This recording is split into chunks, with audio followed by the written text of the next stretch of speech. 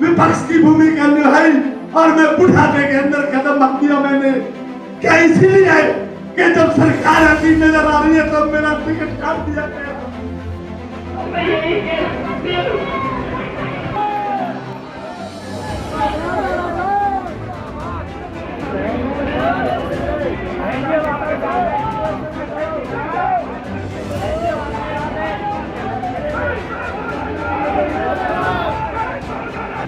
Congress party का संगठन तो है ही नहीं, तो जब संगठन नहीं है तो उसके बारे में मैं क्या कह सकती हूँ। आज मेरे हवन में जहां अग्नि जल रही थी, आज अग्नि मुझे पड़ी है यहाँ पर। देर रात कांग्रेस की लिस्ट जारी होने के बाद फरीदाबाद लोकसभा क्षेत्र के दर्जनों कांग्रेस टिकट के उम्मीदवारों के हौसले इस कदर टूटे कि उनकी आंखों में न केवल दर्द झलकने लगा बल्कि ये नेता अब एक सुर में पार्टी की बगावत करते नजर भी आ रहे हैं। एक और जहां कांग्रेस की वरिष्ठ नेता रही शारदा राठौर ने कहा कि कांग्रेस का संगठन कभी एक नहीं हुआ था, तो ऐसे में कार्यकर्ताओं की तो बात ही क्या है। वहीं दूसरी ओर तिगांव विधानसभा से टिकट काटने के ललित नगर ने कहा कि कांग्रेस ने उनके साथ छल किया और अंतिम लिस्ट में उनका नाम काट दिया। ऐसे में साफ तौर से दिखाई दे रहा है कि इस तरह से नाराज बगावती नेता कांग्रेस के हरियाणा पर राज करने के सपने को धूमिल कर देंगे।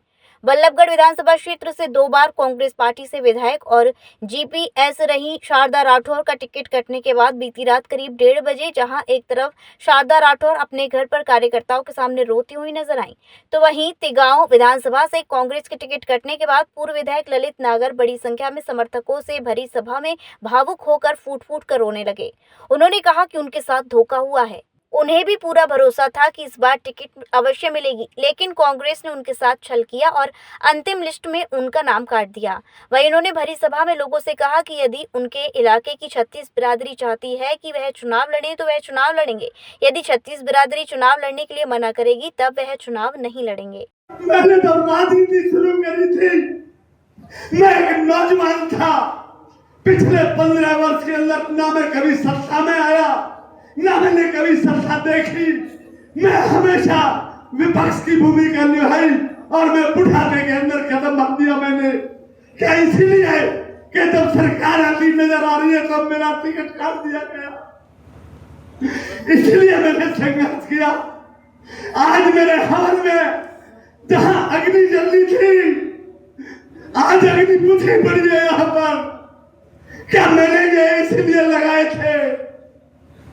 ये बड़े बड़े होर्डिंग, ये बड़े बड़े बाहर होर्डिंग, क्या मैंने 20 गाड़ियां पोस्टर लगा के पिछले कई महीने से घर घर में हाजिरी देने का काम कर रहा था?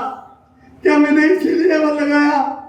मैं मान लेता मेरी पार्टी ने अगर मेरे से कोई मजबूत कैंडिडेट को टिकट दे दी होती, लेकिन आज पैसे का खेल हुआ है और राजनीतिक मेरी हत्या करने का प्रयास किया है और ऐसे कैंडिडेट को टिकट देकर भेज दिया जिसको लोग नाम से नहीं जानते, गान से नहीं जानते, जिसको शकल से नहीं जानते।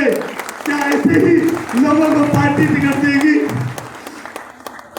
भाई सरदारी में आपसे कहना चाहता हूं, आप मेरे चाचा ताऊ भाई सब हो, मेरे आप सब कुछ हो। आज हमने ये पंचायत इसलिए बुलाई है, जो आपका डिसीजन होगा वो मेरे सिर माथे पर होगा। आप ये कहेंगे कि ललित नागर तूने 20 साल मेहनत करी है और चुपचाप अपने घर के अंदर बैठ जा।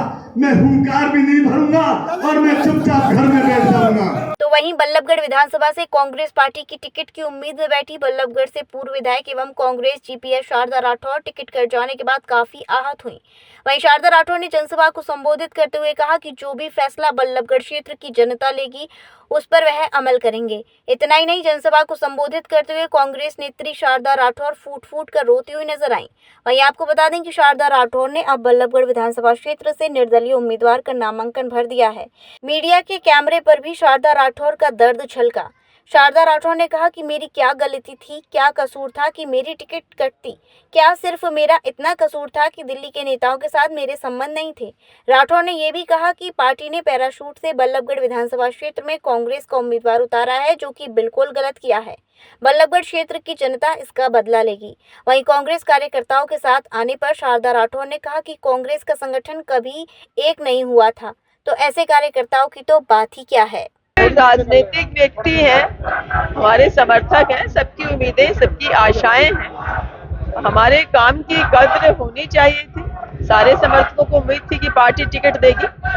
पिछले इतने वर्षों से हम घर घर जाके पार्टी के लिए काम कर रहे हैं, मेहनत कर रहे हैं। तो ये पार्टी का जो फैसला सबको बहुत दुख देने वाला रहा। और सर्वे क्यों कराया गया, इतना काम क्यों लिया गया?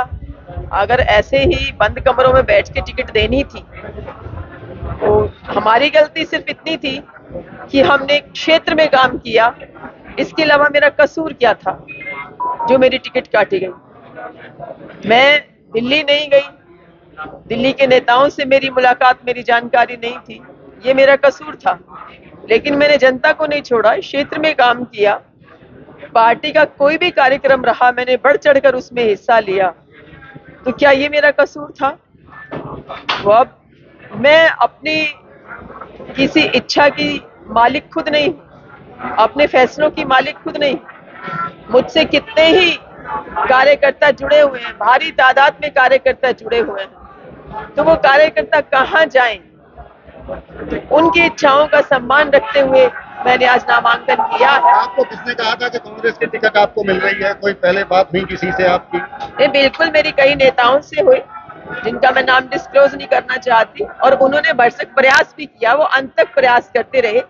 मैं आभारी हूं उन नेताओं की जिन्होंने मेरी टिकट के लिए प्रयास किया। कि मेरे पास तो लिखित में भी इस बात का सबूत है, लिखित में भी सबूत है इस बात का कि आप तैयारी कीजिए। और जो आपके खिलाफ कोई क्रिमिनल कंप्लेंट तो नहीं है, उसका भी आप रिकॉर्ड दीजिए। आपके जो नो ड्यूज कहीं है तो उसका भी आप रिकॉर्ड दीजिए। तो वो भी मैंने प्रदेश की जो ईमेल आईडी है उस पर उसका जवाब दे दिया था, भिजवा दिया था कि मेरे खिलाफ कोई क्रिमिनल कंप्लेंट नहीं है और मैंने किसी का, कोई सरकार का है किसी का, एक भी रुपया नहीं देना है। वो मैंने लिखकर भी भेजा था। तो ये तो पिछले 1 घंटे में खेल हुआ, जो भी खेल हुआ।